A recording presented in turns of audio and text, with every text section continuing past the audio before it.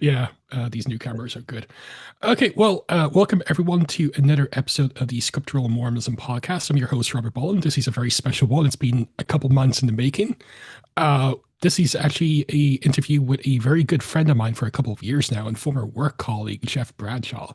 But before we kind of delve into this and the documentary Not by Bread Alone, just in terms of announcements, on St. Patrick's Day, so this day next week, Craig Foster will be coming on to discuss the topic of his master's thesis that would later be published by Greg Cofer as a book on anti-Mormon pamphleteering in Great Britain from 1837 to sometime in the 1840s as well. So that'll be a very fun, kind of tangentially Irish themed episode. So that'll be a fun one. And that's really it. So, as I said, a very good friend of mine, Jeff Bradshaw, who's published many, many big books, but loads of footnotes, which we all love, including the volumes on the Book of Moses and other topics. Jeff, thanks for coming on today. Really do appreciate it. Well, thank you. It's a pleasure always to see you, and you're somebody who I have always enjoyed chatting with every time we cross paths and reading your stuff. You've always been very kind. I guess we were like-minded in many respects, so not a great surprise. But I like your mind, I like your style, and I like being with you here today. That's great.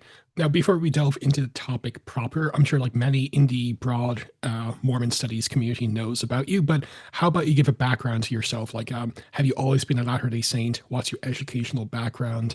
Tell us about some of the books you published, and anything else you want. And then we can discuss your interest in the church in Africa and what brought about Not by Bread Alone. Sure. I grew up in Salt Lake City, just a mile or two north of Temple Square. So, and very much in the middle of church life in my family and elsewhere. I did an undergraduate in psychology, cognitive psychology, experimental psychology at the University of Utah before moving on to uh, BYU. Well, I should say before that, I had a mission to France and Belgium. Um, where reluctantly I learned the French language, but it all worked out pretty well. It turned out it's a lot better to learn it in place than in school. That's the one takeaway I took there. Um, and after I went to BYU, where I was going to do a graduate degree in clinical psychology, everybody said you better go out of state to get your graduate degree, or you're never going to be able to come back in state and teach. So I thought that was a good idea. Stayed behind and did a year of research with Alan Bergen and Bruce Brown there. And then, of course, it never worked out for me to come back. So I've been lived away from Utah ever since, even though all my family's there. I did go to graduate school at the University of Washington, did all but my dissertation in clinical psychology, but then AI came along. Um, and so I got involved in a lab that was being a new lab at the Boeing company at that time, back in the early days where nobody had a degree in computer science or AI. We were all just a kind of motley collection of folks with different kinds of backgrounds. And we were pretty much trained and mentored by folks in the first generation of AI who started back in the 50s and early 60s. My own doctoral advisor, um, he wrote the first book on machine learning, book-sized study, in 1960 at Yale. So that kind of gives you an idea of kind of where me and my peers in the second generation got started. Um, and so ever since I've been interested not just in human cognition, but human and machine cognition. In 2000 and well, I guess it was around the year 2000, I started to work full time for the Institute for Human and Machine Cognition in Pensacola, Florida. And the idea there of my good friend there who started the Institute was that we'd gather together all the friends we had around the world who were working together in that specialty, and we'd get to all be in the same place. So it was just a dream for me to be able to be there during the next 20 years or so, till we got called on a mission to Africa, which is what I'll talk a little bit about a little later. Um, always been furiously active in the church, always been interested in scholarship ever since I was a kid and used to read Hugh Nibley's articles in the improvement era back in the day. And I haven't quit yet. Um, I just feel it's a privilege to be able to study uh, the scriptures and topics related to them in depth. And in a sense, it's been a blessing not to be associated with any institution of the church because I've had complete freedom to say ridiculous things over the years. I've published a lot in on the temple and on the book of Genesis, in particular the Pearl of Great Price. I guess the unabridged versions of what I've mostly written about are in a series of volumes called In God's Image and Likeness. And in that series, the first one was about the book of Moses up through chapter 5. The second one was about Enoch, Noah, and the Tower of Babel.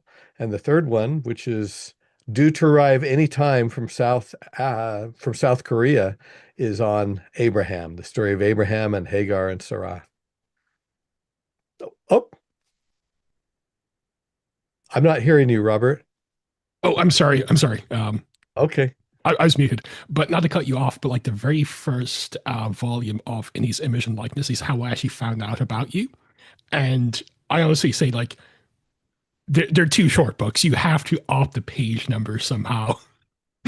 But joking aside, like I really do appreciate your stuff in the temple, but particularly the Book of Moses, because I know that's not the theme of this episode, but like it is criminally underrated and understudied until very recent years. So, great job with that. So, It's been a I guess I'll say that it was a great text to begin with. So what a great thing to be able to study it for so long and so hard and still be finding new things in it on the time. And I'm glad you discovered me, and I'm glad I was able to discover you during our time working together for the last few years.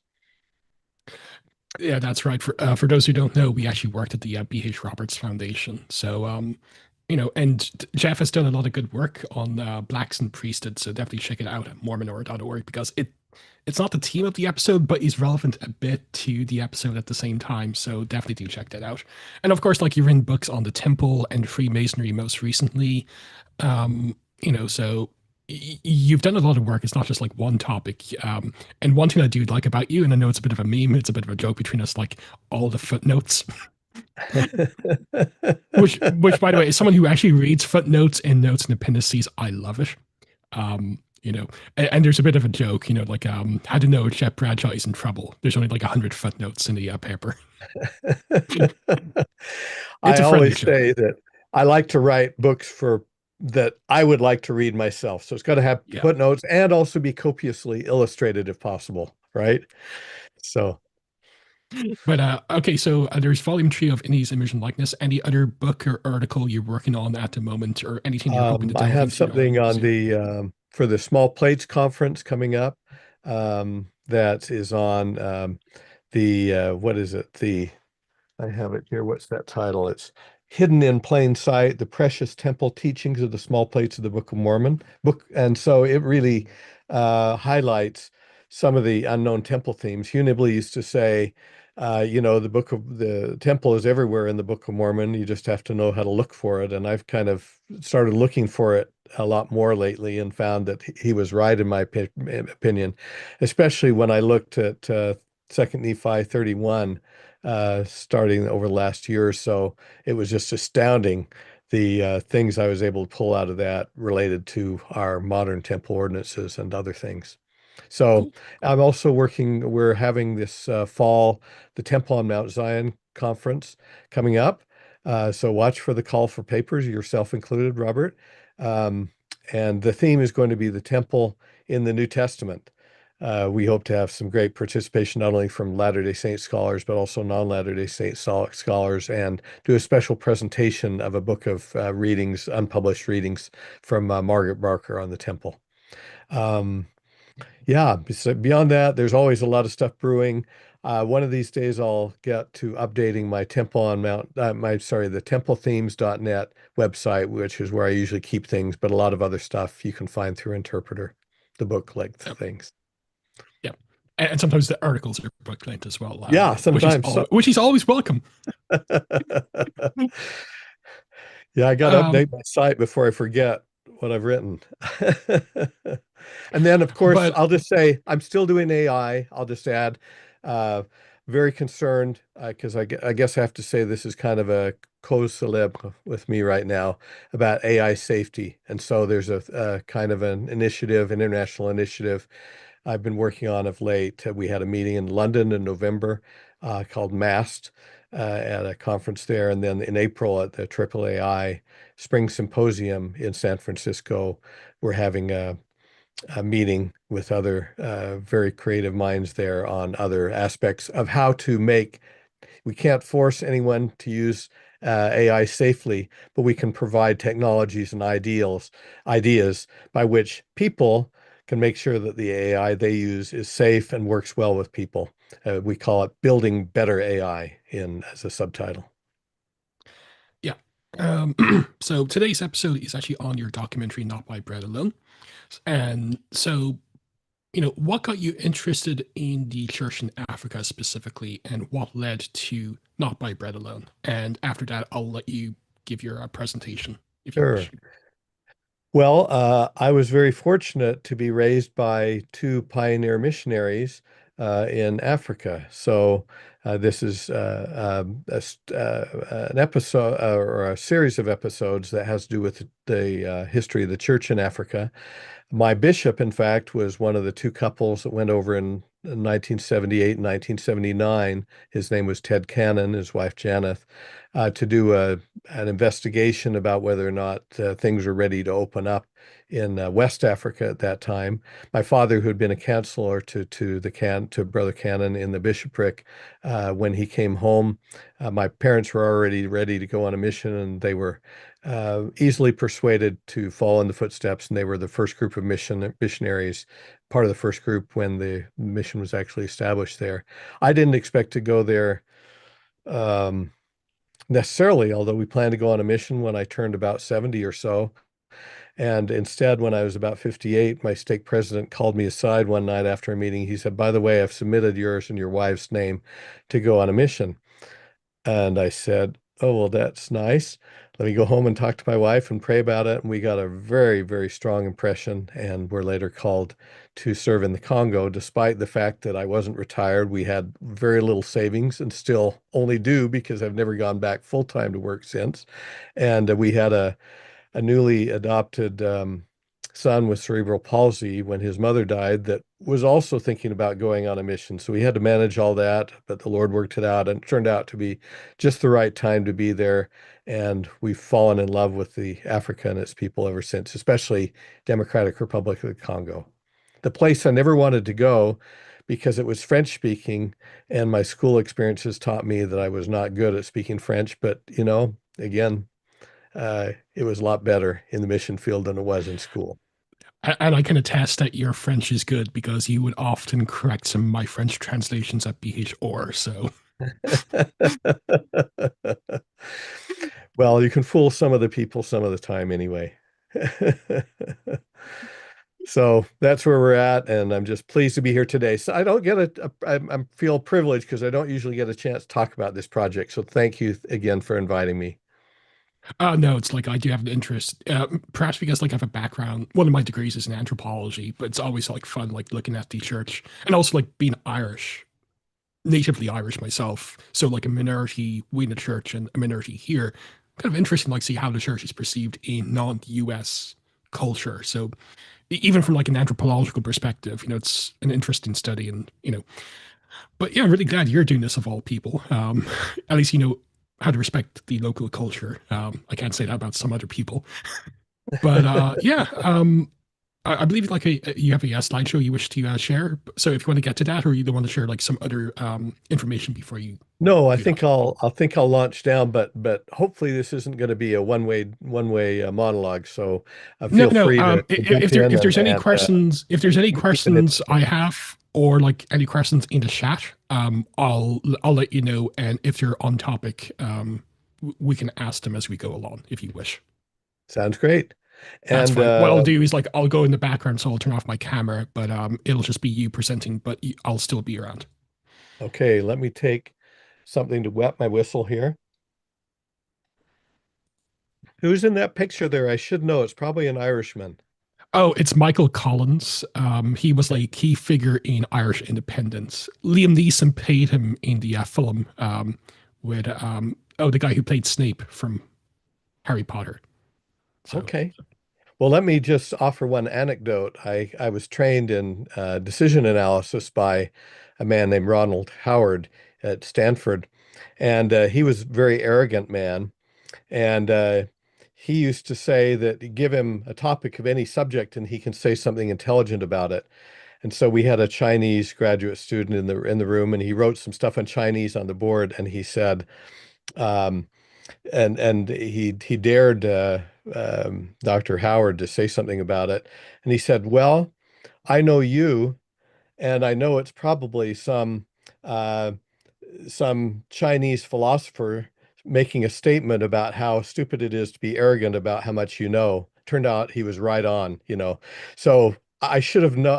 That allows me to predict that if you're going to put a picture of anyone on the screen, it was going to be Irishman, just as sure as it is that Dieter Uchtdorf is going to always talk about airplanes, right? that's true, especially with my operating. We do have one or two Irish members of the family, so that I knew explains, I I knew there was a reason why I liked you, chef. Okay, I'm going to turn on the slide here and tell me how it's coming through in a minute here. Uh, and sharing. Okay, I think that's how it's supposed to be. Um, uh, I will share one other anecdote. You know, like you culturally, I really wasn't sure how people in Africa, or in particularly in the DR Congo, were going to take to the Book of Mormon, for example, and some of the core things that seem so tied to the North and South American continent and things like that. And I remember just being so impressed with how easily they took to it, because especially the Book of Alma, because it talked about all the corrupt leaders, all the wars, all the oppression of the poor by the rich. And so they took right to those things, including also all the great missionary stories, because they were tremendous missionaries. I remember also one night how literate they were in the Bible. I'll just offer this by way of background. We had this one attendant at our garage. We were sort of forced to be in very well secured compounds, the missionaries were when we were there. Um, and he was begging for a Book of Mormon. We just couldn't keep him in stock. So some weeks after he'd asked for one, we gave it to him one evening. And then when we were leaving the next morning, this parking attendant, he came up to us and he just was bursting with excitement. He said, "I can't believe how much I've learned about what happens between death and resurrection that was taught by Alma in Alma verses 12." It turned out he'd gotten through that much of the book in one evening, and he understood exactly what he was reading. That was impressive to me. And the spirit and the knowledge, and let's just say the sympathy they have for humankind has always been very gratifying to me. So, um, anything you want to offer to Before that? you continue, do you want to Huh? like try to maybe maximize your PowerPoint? Because I see like some of the other slides on the left hand side and some Oh, text on the bottom. oh, you know what? There we are. That's what I think I'm supposed to do. Let's see, continue to share it. Is that what it's supposed to be now?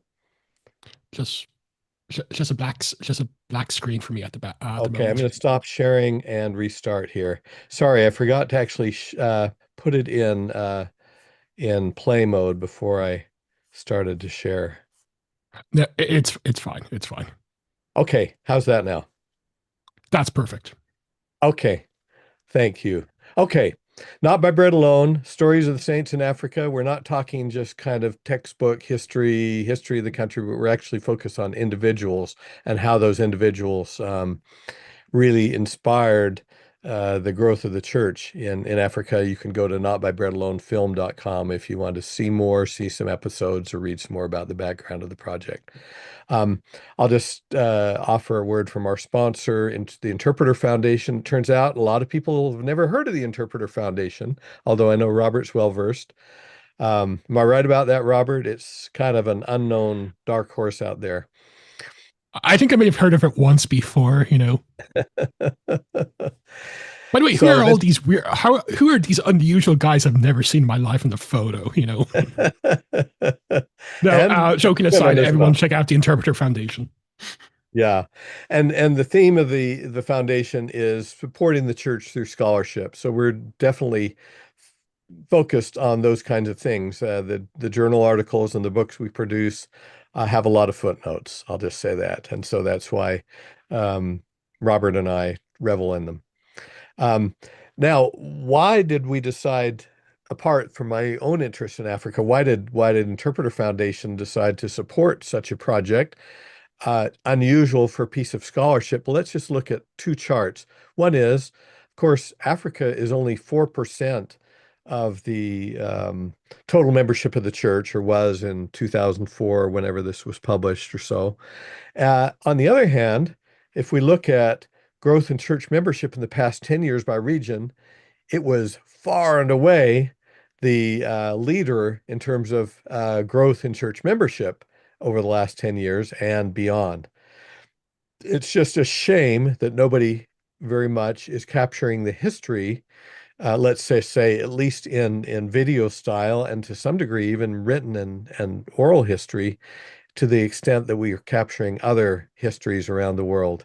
And to me, that was very near and dear to my own heart. So that's was the first justification for it. So If you um, if you yeah, don't mind me saying so, that's really impressive. Like sure. it's 121%, because I'm more familiar with the Philippines because I've been teaching myself Tagalog and I have some Filipino friends, and trying to get like some apologetics started there. But and they're growing a lot. But that's wow. Like I didn't even know that was like the figure. I knew yours was growing, but I think I probably speak for other people. Like 121%. That's miraculous. Of course, we can always tell a few lies with statistics. We have to keep in mind that's relative to the previous population. So the Philippines are already pretty big, right? But Oh yeah, still, the but growth still, is phenomenal. yeah. And I'll say more about this later, the retention rate is phenomenal. As people may know, that, it's for real growth, you've got to look at, are people staying? Are people actually participating? Are they actually giving? And from the mouth of the area president, who I believe, and from the statistics he looks at, he says it's 80% in DR Congo are active and participating a year after their baptism and beyond. So that's just wow. Would that the global church had that statistic? Yeah. Oh, and the other interesting thing is it's more men than women. Not that we value men more than women, but everywhere else in the global church, speaking anthropologically, it's the women who tend to be attracted more to religious uh, groups than it is to the men. And so typically it's like 60-40 at any congregation. And those poor returned missionaries there, the elders have a hard time finding enough sisters to marry when they get home from their missions. It's pretty incredible. Of course, that's true in other parts of the world too, sometimes, some places, right? Um, anyway, so I'd like to talk about a little bit of some guiding principles that we used in the project that I think are important, and maybe also set it apart. Besides the subject matter, we want to do it correctly as we knew how to do. Secondly, just give a little bit about background of the church there, and then actually spend most of the time talking a little bit about a very interesting area of the church called Malemba Nkulu, very remote area where the people were waiting 50 years for the church to arrive. And the real interesting story there is, how did it get there in the first place, years before it ever arrived institutionally elsewhere in the country. So I hope you'll stick around for that. So, um, First of all, there's my parents. Here's my, claim to a desire for historical accuracy. My mom and dad were there with that first group of missionaries in 80 and 81 in Nigeria, and then 86 and 87 with a few missions in between. And they were inspiring to me with their love for the people. There were a lot of people in that era who questioned why they'd want to go to a God-forsaken place like Africa on a mission, and they were very clear about their love for God's people around the world, and they came back loving them even more. And I wanted to be true to their legacy. And then, secondly, my wife and I got to serve there twice. First time um, in the mission office. Here we are with a couple of these just outstanding young missionaries, and then the second time to open up the Kinshasa temple and help train the workers there. And then the third thing is that I'm sort of bound by my duty to be associated with both the Interpreter Foundation and the Church History Department to be accurate and to really not make stuff up. Um, because I'm a church service missionary for the Church History Department, and in particular focused on the history of temples in Central Africa. And there's just too many to keep up with. Just incredible. So I'm also very fortunate. I don't have to make up dialogue for these historical episodes because the people are pretty much living, unlike 19th century church history. It's just a thrill to meet with the actual players and to get their story. And so if we do a reenactment, it's we try to stay really close to the way things actually happened. So just a thrill.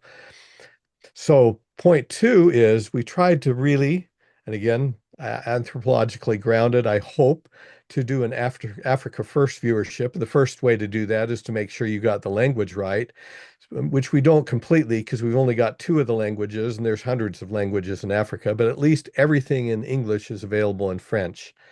And now I'm thrilled to see we're now starting to see more French speaking than English speaking viewers because the number of French speaking viewers is vanishingly small compared, even when you take Africa into account, compared to English. And I'm also thrilled that because of our work in Lembankulu, that this fall I hope we'll have um, a version of the episode in the um, Kiluba language spoken by 4 million Africans, especially in the DR Congo, but doesn't show up anywhere in Google Translate or any place near to it. And so I'm thrilled that with the help of some of our friends there, we're going to be able to produce something that the people there can actually understand and appreciate. So let me just do for the third theme of what our approach is actually the second one, how we're trying to do Africa First. It's that we have a very what should I say? We're very lucky to have a very good narrator for the series in the person of Junior Bonza. I just want to play you a little teaser introduction to the series where Junior is narrating. You get a sense of who he is while you hear a little bit about the series.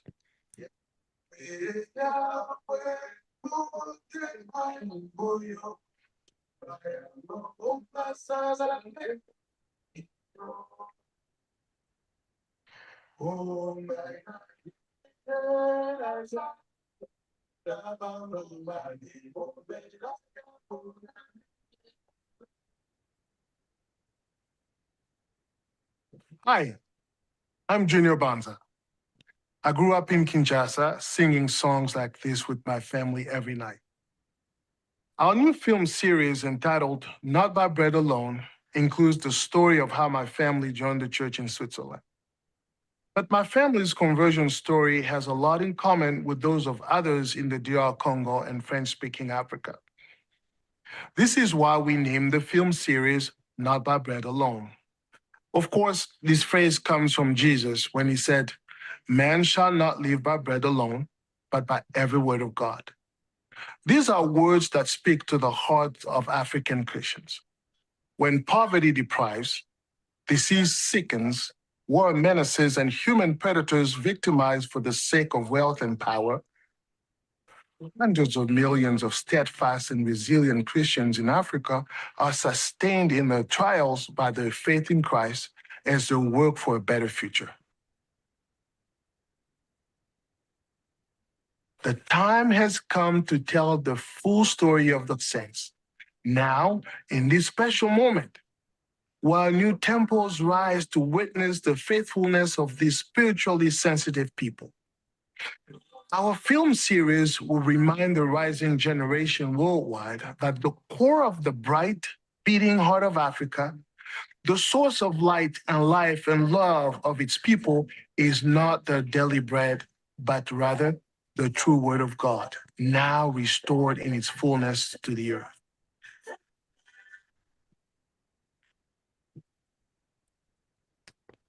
So there's Junior. Feel free to jump in if there's anything you want to comment in here or anywhere else, Robert. I'll just mention that Junior was actually the first native Congolese person to be baptized in the DR Congo. Now there's 140,000, some 140,000 members there, and we're just privileged to have him be our narrator. He actually lives in West Jordan, but in a few months he's going to be leaving to be a mission president in the North Kinshasa mission, and with a wink and a nod from the area president there, we are hopeful that we're going to be able to keep him as a narrator in the series, even while he's a mission president. So, great guy. He's not only qualified by his knowledge and his dedication and his sensitivity to the culture, but also he's been a translator for the church in many languages. Let me just play a little thing that's kind of fun. Men shall not live by bread alone, but by every word of God. L'homme ne vivra pas de pain seul, mais par toute parole de Dieu. Moto akozala na bomoi kaka mpona bilei te, kasi mpona liloba nyonso ya Nzambe. Muntu kakwika moi anubwa bidi ankaya bito, kadibwa di dionso ya Nzambe. Just a great guy. You can appreciate his spirit and his knowledge and his faith. So we hope that we'll be able to live long enough to be able to produce episodes in all of the major languages that are needed. Of course, in some places, some of the languages are dying out, except for some of the older people, but in other places, they're very much alive, and we're not going to be able to get the history there until we get it in the local languages. Third thing that's a basic principle is that we really want to partner with area leaders, church history department, and the church communications department, all three of which have been wildly supportive. On the left is Thierry Mutombo, the area president in Central Africa now, who I knew from the beginning of our mission and who has now been one of our strongest supporters on this series. I would just say the reason why I listed area leaders first, as you may know, the church leadership is really intent on pushing as much as possible decision making and work out to the areas rather than having it centralized in Salt Lake City. In the words of Elder Bednar, I hope he won't mind me quoting something I heard him say, namely, we want the church office building in Salt Lake City to be empty. And knowing him, he may actually feel that way. And it's a wonderful thing to see that happening.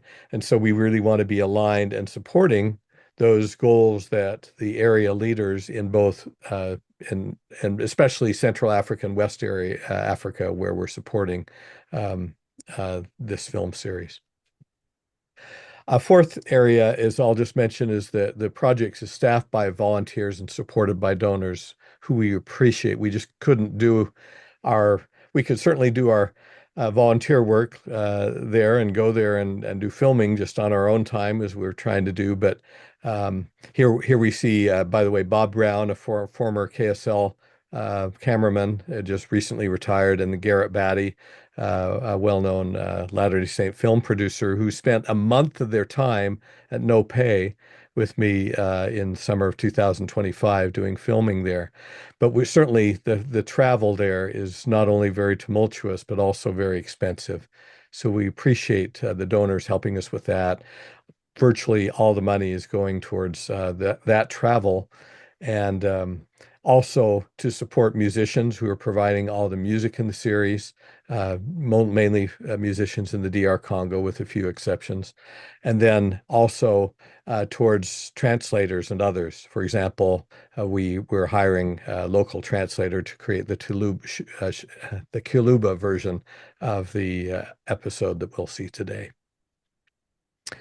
So let's talk about the church in the DR Congo a little bit. Here's the different way it's divided up in different areas in the church. I think it's kind of cool that we've now got an official area in East Africa. In North Africa and the Middle East. That's also an area where I do a lot of professional work in AI these days. Again, a very key area in keeping safety and teamwork working together. And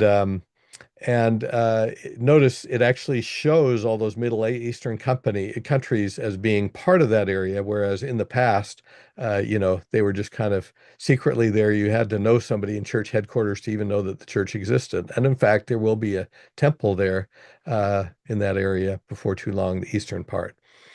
Um, so what that number 21 that's in the green is showing, the whole green is showing the central area. The 21 is the Democratic Republic of the Congo. So you can see it's the second largest country in Africa. And we call it the heart of Africa, which it literally is. And to as far as my heart goes, it's also very beloved. Notice that two of the area presidents in Africa right now, Thierry Mutombo on the upper right and Alfred Kungu, are both Congolese brothers, very well educated, very loving, and very well informed and great leaders. You might, just to sort of give a little bit more background, you may get confused about the Congo because there's actually two Congos. There's the former French colony, Republic of the Congo, to the leftish by that circled area. That's much smaller and kind of has more of a French culture to it. And then there's Democratic Republic of the Congo that used to be called Belgian Congo back in the day. And the two capitals, Kinshasa, it goes with Democratic Republic of the Congo, and Brazzaville goes with Republic of the Congo. They're the two closest capitals of countries in the world, so I was told, right across from each other on the Congo River. We used to get mail all the time in the mission office and that was supposed to go to one place that went to the other. And even there was a conference announcement where the two got confused. So watch out. It's Democratic Republic of the Congo we're talking about principally here, even though we hope to eventually have the means to go to many other places in Central and West Africa. Just to give you an idea of scale, so this puts it in perspective. The DR Congo is the size of the eastern half of the United States. So when we're looking at this little piece here, it's not really much of a little piece. It takes a long time and a lot of bravado to get across it, which is part of what I was mentioning about the trouble and expense of traveling there. Okay. So I'll also mention just how prominent, and I didn't know till we went there, the historic French-speaking African areas are. It actually covers more area in Africa than any other language, which I wouldn't have thought as a colonial language anyway. And so that is actually a very important area to revive French. No offense to my friends in France and Belgium and Switzerland who speak French, but the language in the church was such a small percentage of church activity for decades that it was virtually one of the last ones to receive translations. Now, Elder Bednar said publicly, so I can quote him, to saying, today we see Spanish and English as the dominant language in the church, but he foresees a day in the future where French may become the dominant language of the church. Sorry, Robert, it's not going to be Gaelic, I don't think. Anyway, but if this wasn't live, I'd enter the "There Are Dozens of Us" GIF from one of my favorite TV shows. But yeah, maybe in the Celestial Kingdom, though, at least the heavenly language. That's right, and I won't claim that because French is the most numerous or that Gaelic isn't more important, at least on this program, right? To be fair, the French is better because they actually have more than just 3 or 4 verb tenses. So. Okay. At any rate, Elder Bednar says that could happen. It may not happen, but it's certainly impressive. In fact, let me show you just some charts. This is the membership just in the DR Congo, and similar curves, especially in Ivory Coast, are going up. So it was way below 40,000 for, decades until suddenly it started to shoot up. It's more about 150,000 members there now. So definitely the second even compared to Nigeria and Ghana, where the church has been since the early 80s, it's now surpassed, I think, both of those. If you look at the number of stakes, now approaching 50 stakes, and look at the angle on that final line there, that tells you something about the retention rate. So DR Congo is not gaining baptisms while losing converts. Those members are staying, and because they're staying, and because they're such gifted leaders in most cases, the wards and stakes are keeping up and sometimes even surpassing the growth. When I say surpassing, let me just say, yeah, here's a little slide. Um, it's kind of interesting. I'll turn the sound down a little bit. But this is this place we went to last summer where three stakes in this little town of Kananga were on one Sunday divided to six stakes. You notice all the young people, young marrieds, lots of children, lots of growth, faithful young men and young women, and many of which are going to serve missions. And that was an amazing experience to be there with three stakes divided into six in one weekend. And there was no bashfulness about that. That was a momentous thing. And that's this little out of the way place that doesn't have a paved road down the middle of the street, down the main street of the place, and where there's also going to be a temple here in a few years, if you can believe it. There was no stakes there a while ago. If you want to look at it, the higher level in stakes and wards, look at the number of General Authority 70s and Area 70s who have served or were serving there. And since February 9th, 2019, there's been 4 by my count that have been called area authorities. So the quality of leadership is just exceptional. I think it per capita exceeds any other African nation in terms of the number of levels of leadership at the highest levels of the church that are Congolese from Africa. So it's very exceptional, including women leaders like Sister Tar, who's just exceptional in many ways. And missionaries. There's one little town called Luputa in the middle of Central Africa that has one, now maybe 2 stakes with no missionaries that came to it before the first stake was formed, but currently, at least last time I checked, has 112 missionaries serving from those 2 stakes going elsewhere.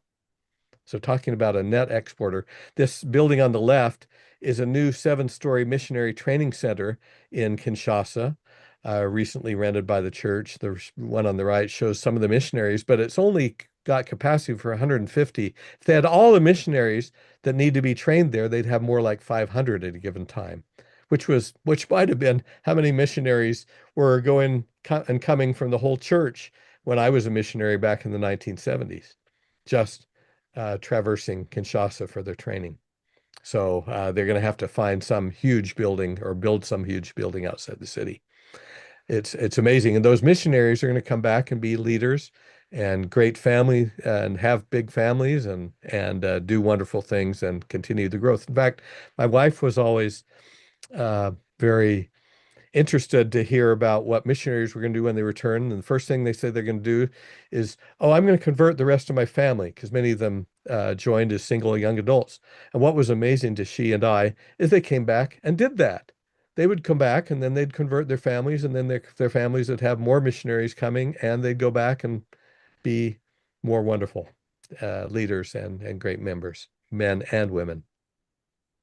So another thing that's kind of interesting about the growth is that for the first 3 decades, from 86 to 2015, there were only 5 cities that were really there. The church had a policy of working from centers of strength. And That's where the stakes and districts were. But by 2021, there were dozens of places that had opened up. Basically, every place was full of members. And once you get members there, because things travel by word of mouth and by missionary work, it goes further. In fact, this is not even up to date. This is 2021. Oh, and by the way, there were no temples when we went there on our first mission, and now there's actually one missing here. There's one, two, three, four, five that should be shown if we count the Brazzaville temple across the river, from 0 to 5 in that many years that are being built or announced. And then the number of cities with the Warder Branch, I don't have them all pictured here, but it's getting closer to 50 from 5 if you look down just 20 years ago places. It's just incredible.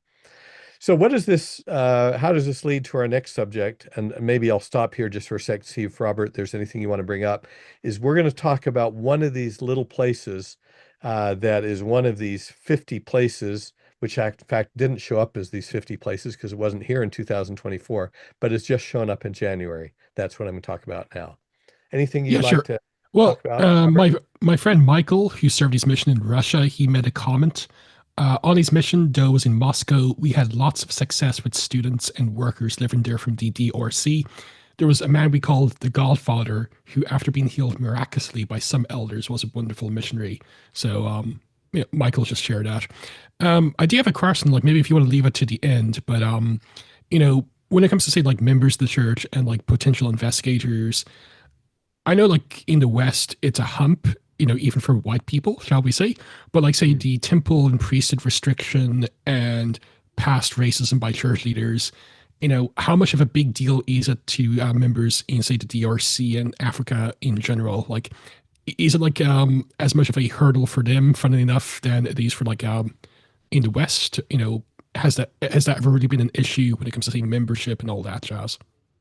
So, with one exception, and that is particularly the people who lived in South Africa who suffered apartheid and the surrounding countries for so many years, that's a really big deal, and certainly that continues to trouble even some of the members in Africa, although um, it's been several decades. But in my experience in other parts of Africa, they brush it off almost as a nothing. Now, for better or for worse, um, it it is in part because the gospel didn't come to these places until after the restriction was lifted. Even then, when they learn about the history, and nobody's trying to hide it, they just say, "Well, it's just one of those things that happens," and they go on with their lives. And when we mentioned, oh, it's going to be the anniversary, the 40th anniversary in 2019. No, or it's 2018. Let's see. I'm 2018. forgetting that. 2018. We happened to be in contact there. Nobody even wanted to, commemorate it or do anything or have a big deal or even talk about it. It was just old So, history. so it's like, okay, yeah, this happened. Okay, so that for the most part, kind of that attitude. Yeah, yeah. Again, I Cool. know it's very serious in South Africa, Well, yeah, and because of maybe there's some apartheid. places I haven't been where it's also been an issue for people, but that was again another shock for me that nobody cared like we care about it. Yeah, no, that's really interesting. But yeah, no, if you want to continue with the presentation, and I'll let you know if there's any other things that people want to bring up. Well, when you mentioned the Godfather in Russia, it just reminds me that there's units springing up all over the United States of Congolese exiles. I'll just say, from different parts of Africa, but the Congolese tend to be the dominant presence, even with the French-speaking presence, and even with all the restrictions on immigration here. We have a ward in Boise that is mostly Congolese immigrants, if you can believe it. In Utah, there's more than one unit there. I don't know how many are there now. I don't think there's any wards there yet, but branches certainly in various places. Some are in the BYU area because of students who are pursuing higher studies, college studies. But in Boise, it's just ordinary folks who are who discovered the church here and are sticking with it. There's just something very wonderful about the spiritual sensitivity of these people. Unbelievable. I would have never have understood that. So let's talk about Malemonkulu. Malemonkulu is a little place that's circled there in the southeast. And again, until you realize the scale of the map, remember that the DR Congo is the size of, the eastern half of the United States. You wouldn't realize how far away that is from Kinshasa. Unspeakably far. I don't know. It's got to be 1,500 miles or so. And Lubumbashi down in the quarter, the second largest city, that's got to be at least 500 miles away from Malemonkulu. So it's in a very remote place. It's a kind of in the middle of a national park that's there. Beautiful place, but nobody's there.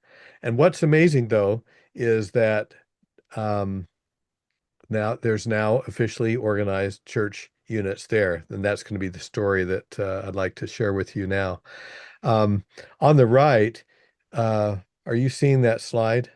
Are you seeing the couple on the right, Robert? Yeah, I'm seeing new beginnings, carved and happy endings. Okay, because it was animated in one version of this presentation, so I want to make sure it was they were showing up here. Um, that's the mission president in the Kolwezi mission, President Sister Kongolo, and they, like many of us, have been lobbying for a long time for the church to arrive there. It turns out that uh, well, you'll see a little bit of the story, but I've been thinking for the last 2 or 3 years that I'd be able to get there and tell the history, but every time we tried to do it, we were turned down by church leadership. It was just too far, too dangerous, and they felt like the church really, anyway, for whatever reasons, they felt like it wasn't time to go there. In fact, in 2021, because nobody had heard of these converts, I'll call them, in that area for uh, 20 years officially. Um, we were able to get permission from the church history department to send two returned missionaries to go there to find out if they even existed anymore. And to our surprise, they existed and prospered and were there in 2021, even though we hadn't heard anything from them in a while. You'll hear the history of that group. And so I thought any day we're going to be able to hear. And it didn't come last summer, and I was just so supremely disappointed. But about the 3rd of January, I think it was, I got an email message from President Congolo, and he said, "We got approval, we're ready to go." And this had to come from the highest echelons of church leadership. And he said, I said, "When are we leaving?" And he said, "On January 9th. Just an impossible thing to arrange travel, let alone visas and companions to go with me. Um, but the Lord helped out, and we were able to be there on time to leave with President Sister Kologolo and their party to make that trip. And so this is actually a rough draft of a film that tells the story of this trip we took in January, so very fresh in my mind. Um, as I mentioned, there's a 50-year timeline to this story. I don't tell it all in the video, but I have a 113-page paper with lots of footnotes. I think close to 300 footnotes, Robert. That tells all the detail of that story, and I'll have I think a URL at the end of the film where you can read that if you really want to read all the footnotes and some of the interesting stories that we don't have time to tell in the video version. Um, what is also interesting is that we learned when we were there, and I was thrilled to learn this, is that the church owes its history more than I could have imagined. Uh, its presence there to a Catholic sister there named Miriam Irega from Yugoslavia, who came to that area of the world in 1948 and was very key in the history of the founder of the church in that area, whose name was Juanindo. And that story will be told in the video. You can just see there were hardly any records left of her life. Um, this was, a picture torn from the bottom of a trunk that they found, because I said, "Aren't there any pictures of Miriam?" after I heard their story, and they found this and a few other little ones we got in bits and pieces. And I'm so grateful. And we actually went to the Catholic compound there to thank the leaders there for their kindness that they'd bestowed on our church back in the day and upon Juanindo, and to try and set up some relationship of friendship with them so that we could work together today. This is a group of Catholic historians we had. Some of the sources for her history were found just in in the older generation there, who had worked with Miriam, who had been parts of healings by her, medical and otherwise, and who had such great respect for her faith, her kindness, and her medical skill back in the day. So, with no further ado, I'll stop there. It's a 24-minute video, um, but I think you're going to find it much more interesting, at least I hope you will, than listening to me talk. Anything you'd like to say at this point, Robert? And we can stop it at any point too if you want. Okay. No, it's all good. You can continue. So, Okay. So here we go. Apologize for some of the imperfections. You'll see some really weird effects on some of the video I need to get out, and a few things need to be cleaned up, but it's a great story, and I hope you'll be edified as I am.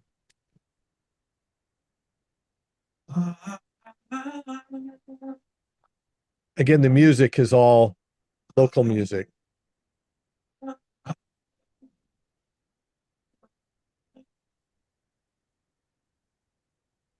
Hi, I'm Junior Banza, and this is Mathieu Kalume Abilwa. His family received the testimony of the restored gospel in the 1970s, along with hundreds of other nearby saints. But the villages where they lived were so remote that missionaries could not go there.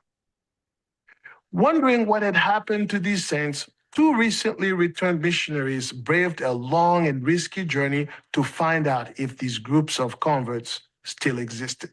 After many difficulties, they learned that these unbaptized converts were still true to their testimonies and had continued to hold Sunday school and study the Book of Mormon in their villages for nearly 50 years, almost completely on their own. Mathieu's mother pleaded with the two young men to find a way for the 12 children to be baptized, but they were not authorized to do so. Finally, at the age of 25, Mathieu convinced his father and mother to let him travel alone to the city of Lubumbashi, 600 kilometers away, where he could be taught, baptized, receive the priesthood, and be called to serve a full-time mission. Movingly, he tells of how sweet it was to be able to take the sacrament for the very first time in his life.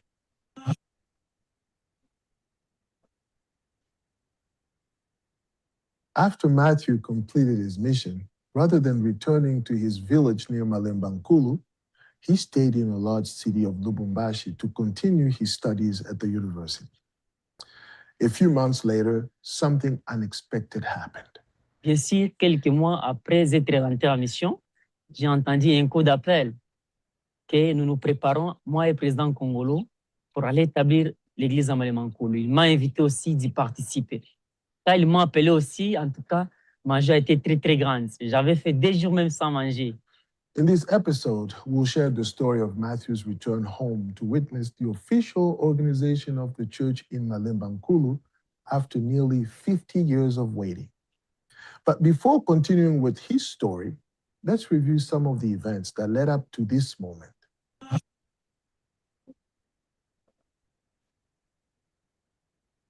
The first and most essential thing to know about the history of these remote saints is how they discovered the church in the first place. It started at a Catholic convent in Malembankulu, where the abbess Miriam Erega adopted an orphaned boy named Nkulu Wanyindo Rigobert. Miriam, who came to the DR Congo in 1948 from Yugoslavia, was a skilled nurse and a devoted sister who was known for building a hospital, a medical school, and homes for those afflicted with leprosy. Over a 40-year period, she was also said to have delivered thousands of babies and raised 120 children of mothers who died during childbirth. They, like Wanindo, lived in an orphan home like this one. They called her Lulu, meaning mother. To this day, a small group of living adult orphans gather every year for a mass on the day of Miriam's death and sing to welcome song they once sung to new orphans who joined their community.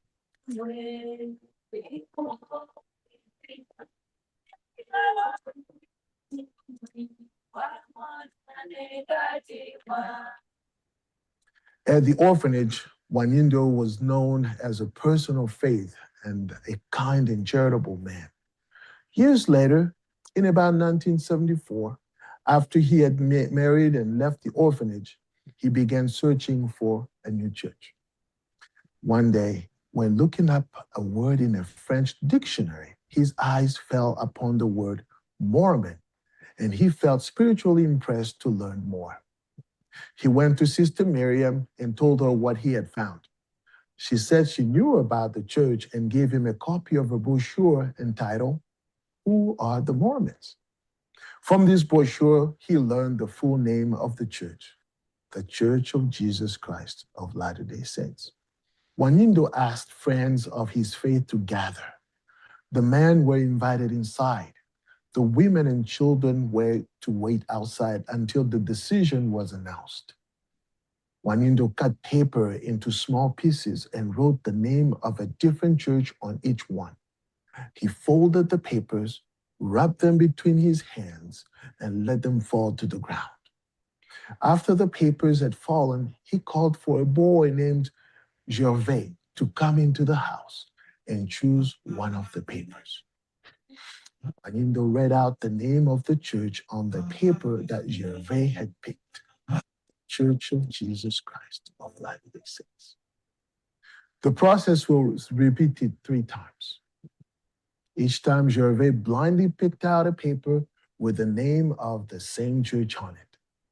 From then on, the people considered themselves as belonging to the Church of Jesus Christ of Latter-day Saints.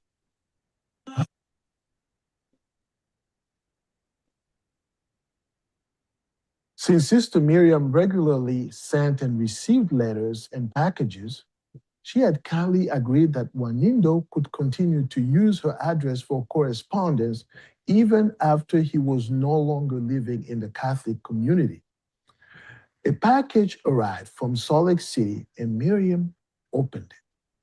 Apparently, having forgotten about the brochure she had given Wanindo a few years earlier, she asked for Wanindo to come talk with her. Et comme Wanindo était parti là-bas, Myriam lui avait posé la question. La première question que Myriam lui avait posée, il t'avait montré cette église, toi, en tenant les livres à la main. Wanindo avait beaucoup réfléchi en disant que non, il n'y a personne qui m'avait montré ces livres, sinon, faire la prière. La prière, oui. Et maintenant, qui t'avait ordonné de faire venir cette église ici? Il avait dit que c'est Dieu, ce n'est pas moi. Ah, avec cette réponse, il avait pris directement ces livres, il avait remis ça. Les livres des Mormons et les brochures. Voici votre colis. Wanindo entered into correspondence with the church. Eventually, in 1977, he received a reply from James E. Faust, then president of the International Mission, which said in part, "The church is not now organized in your part of the world, and we are unable to say at this time whether or not we will be able to have any activity or organization in the future. I pray the Lord will bless you in your interest in the gospel of Jesus Christ." Wanindo continued to write, including a heartfelt letter to President Spencer W. Kimball that is remembered by his friends as having been answered personally by the prophet. The people said, "We're going to keep writing Salt Lake City until they are tired of hearing from us, and someday they will bring the church to the place where we live." 10 years later, in 1987, word came to Wanindo that an official mission had been established in the DR Congo, but there were only 4 missionary couples in the whole country. Because of pressing needs in Kinshasa and Lubumbashi, these missionaries could not come to the remote area of Malembankulu. A short time later, Malindo passed away.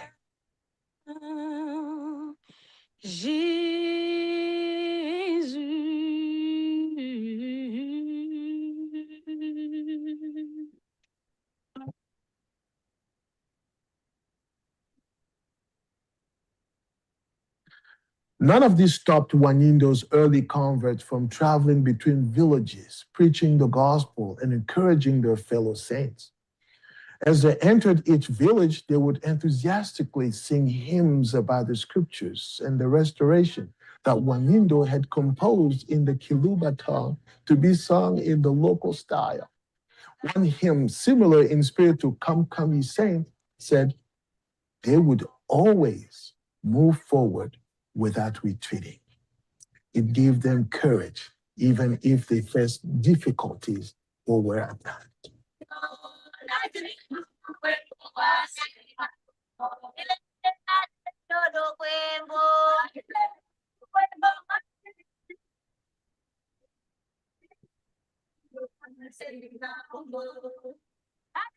In 1990, about 10 people who had traveled from Malembankulu to attend the Lubumbashi District Conference begged Elder J. Ballard Washburn to allow the people to receive the blessings of the gospel. Elder Washburn helped arrange for 2 young district missionaries to make the arduous round-trip journey of 1,600 kilometers or 1,000 miles from Lubumbashi to Malembankulu to visit the groups. This was nearly the same distance the 19th century Latter-day Saint pioneers traveled from Nauvoo, Illinois, to the Salt Lake Valley. The missionaries returned with a detailed 28-page report that listed, among other things, personal information for 359 unbaptized converts in 14 villages and reported, they are resolute and have endured for 14 years without any visit or guidance from missionaries. They are capable of providing their own leadership once the church is officially established in their place. Despite the fervent faith of the saints in Malembankulu and the encouraging words of 1991 report, there seems to have been no institutional follow-up. We have no record of contact for the next 20 years until a few representatives of the saints began to come once or twice each year on foot or pushing a bicycle hundreds of kilometers each way to attend the Kolwezi District Conference, bringing their tithing with them. This record from the town of Kikonja shows 21 saints and 20 friends in the group, with 30 of them being tithe payers. In other words, 10 more tithe payers than there were saints in total.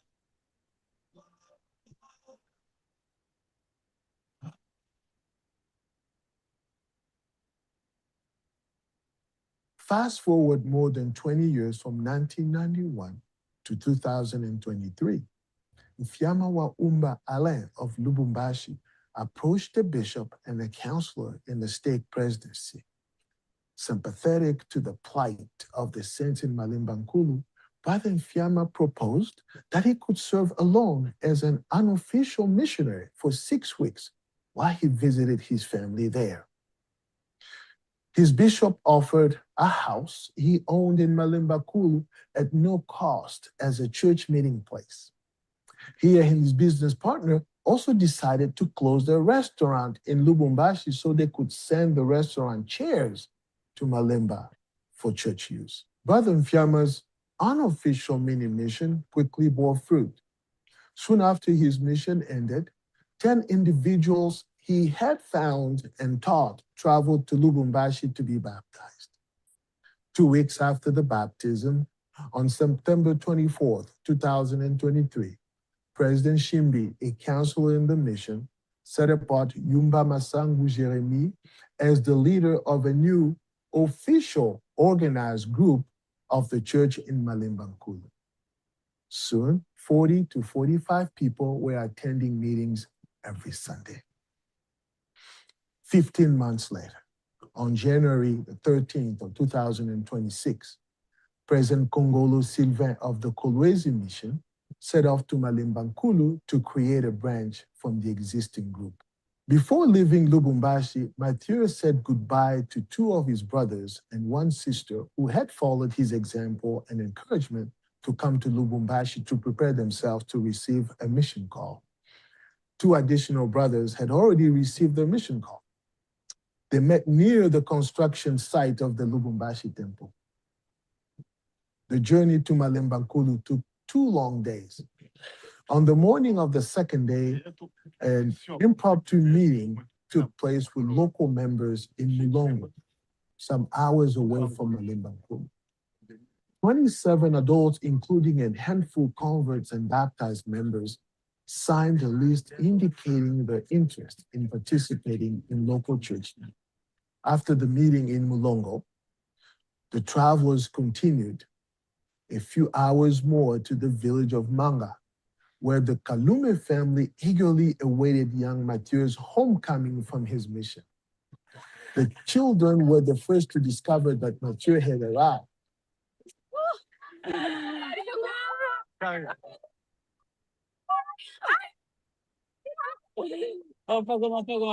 Moi, attends, ma vitamine. Papa, mon papa.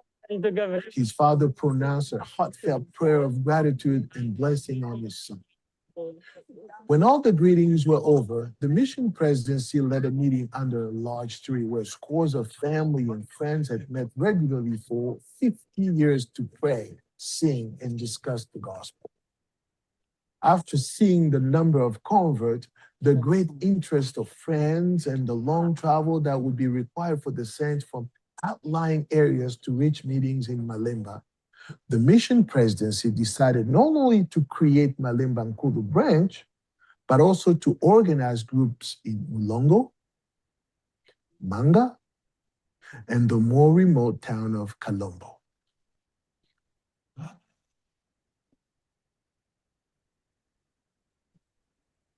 Finally, arriving in Malemba Nkulu, the first order of business was to prepare for a baptismal service on Saturday and a conference on Sunday. While mission leaders taught, interviewed, and carefully recorded personal information for the many baptismal candidates and potential leaders, others took a rugged road to Kikonja to see the family of Kululupaka Jean, one of the early pioneers of the church. The patriarch of the family had passed away, but he had left them with a legacy of faith.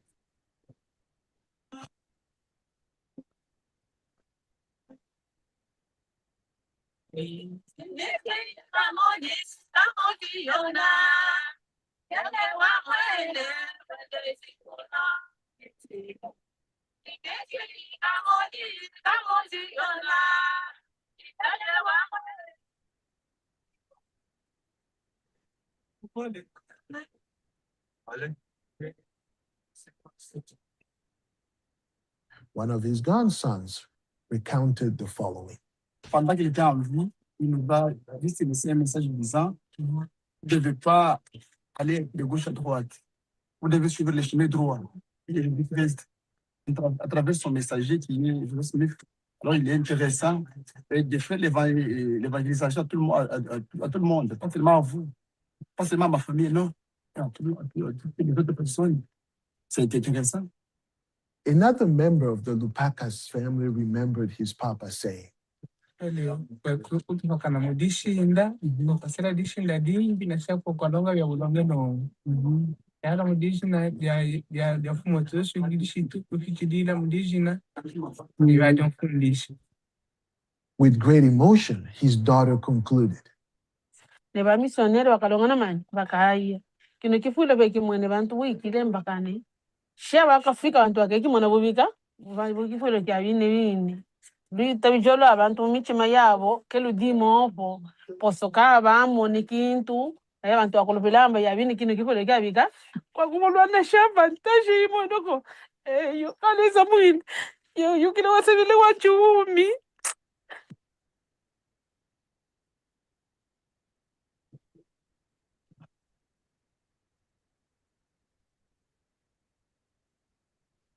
Finally, the long-awaited baptism day arrived.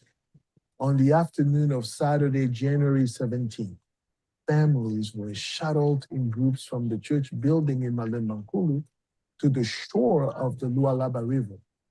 Dugout canoes lined the shore. Once the officiators entered the river, the scene attracted curious onlookers, both on the shore and in the water.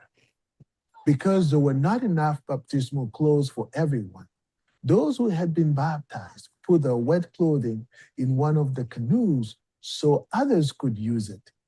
It took effort to keep the baptismal clothing clean on the muddy shore.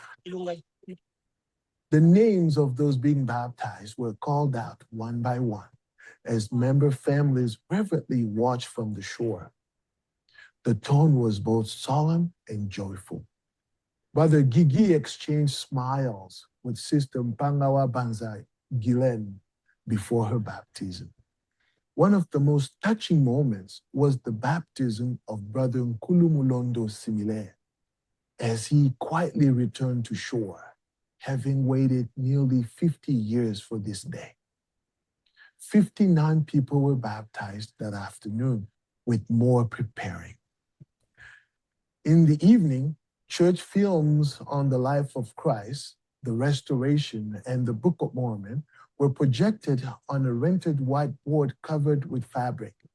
Since many did not understand French, Mathieu's father introduced each film using the Kiluba language.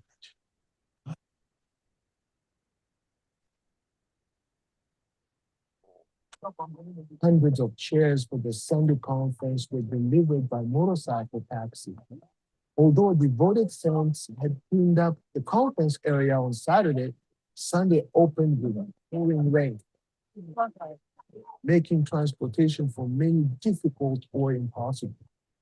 Yet, in the end, 276 people crowded into the outdoor space next to the church building for the conference.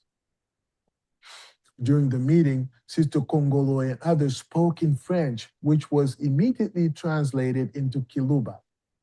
2 rows were reserved for honored local government and Catholic Church dignitaries. The focal point of the meeting was the sacrament. Following the sacrament hymn, local priesthood holders broke large chunks of bread from unsliced loaves. To the disappointment of many, only part of the congregation was able to receive the sacrament. However, they were assured that it would be available to everyone next week in local branch or group sacrament meetings.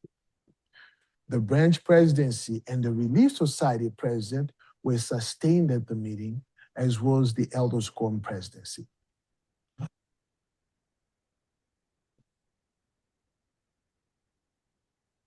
Why does God sometimes require faithful people to wait for the blessings they desire? Why did it take 50 years for the church to be officially organized in Malembankulu? While we don't always have a good answer to such questions, God provided one answer to Alma's long-suffering converts in the Book of Mormon. This will I do, that ye may stand as witnesses for me hereafter. May the sacred history of the saints of Malembankulu serve as a witness and an encouragement to all who may be waiting for the Lord to show his hand in their favor. Exhorting each of us to follow the example of the importunate widow in Jesus' parable, the prophet Joseph Smith taught, God is not a respecter of persons. We all have the same privilege. Come to God, weary him until he blesses you. Blessed is he that endureth to the end.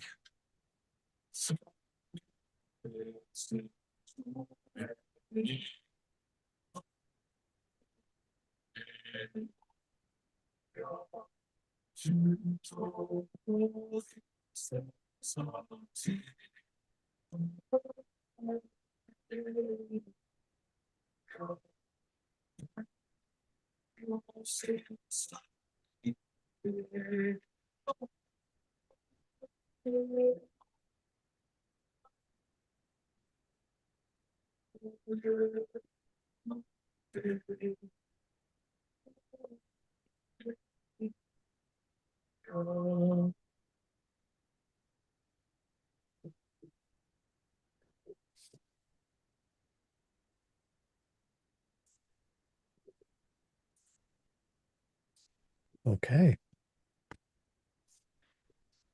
Back on camera. Yep, we're back, but no, that's really good.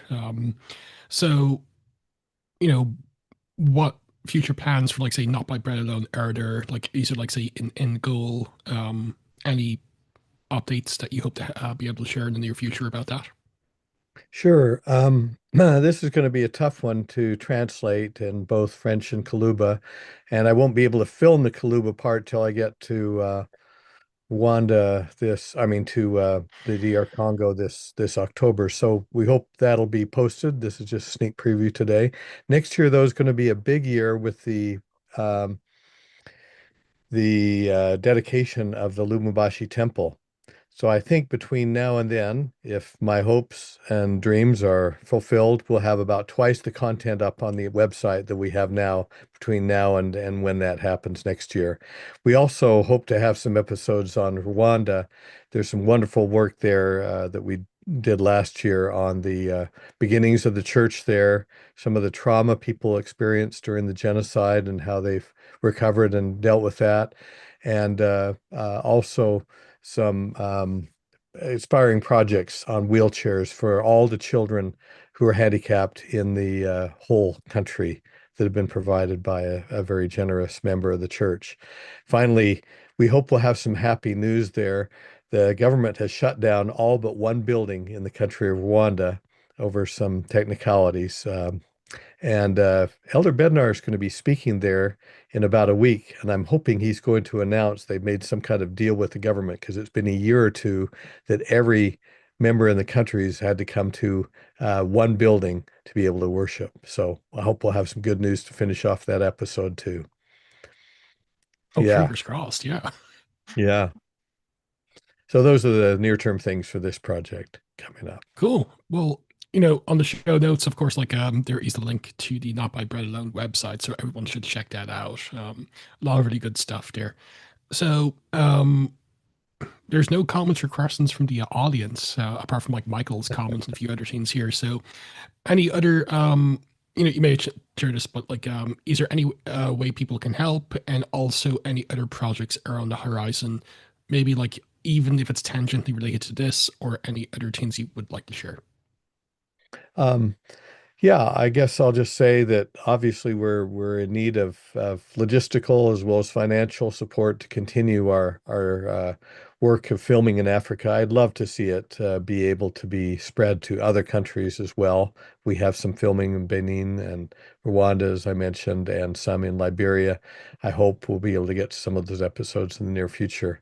I would just say that I'm very grateful for this project, because what we see oftentimes in news reports of the church is how we've been able to rightfully help with humanitarian aid and other kinds of disaster relief of different kinds. And I think we get very little sense in the histories that we read and the news we read of the church in these places, of just how much we can learn and benefit from studying their faith and their history and their culture, for that matter. It has certainly broadened my own understanding and love for the great people in this part of the world who I've been able to associate with. Um, I will send you, Robert, a version of this. Maybe you can insert of the film that we saw into the actual episode, probably higher quality if you do that rather than over broadcast quality.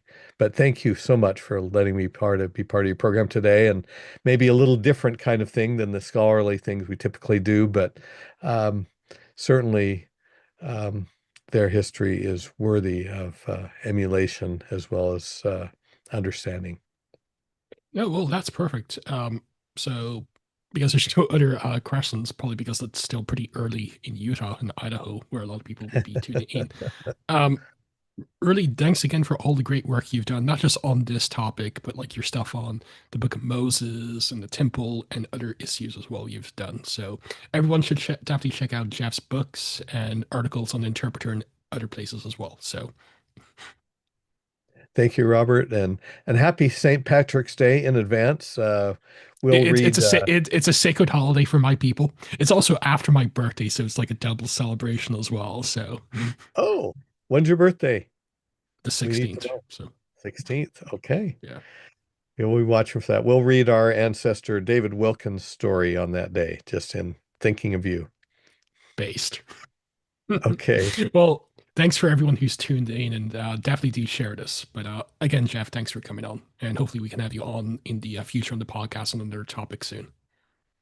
That'd be great. Looking forward to that. Take care.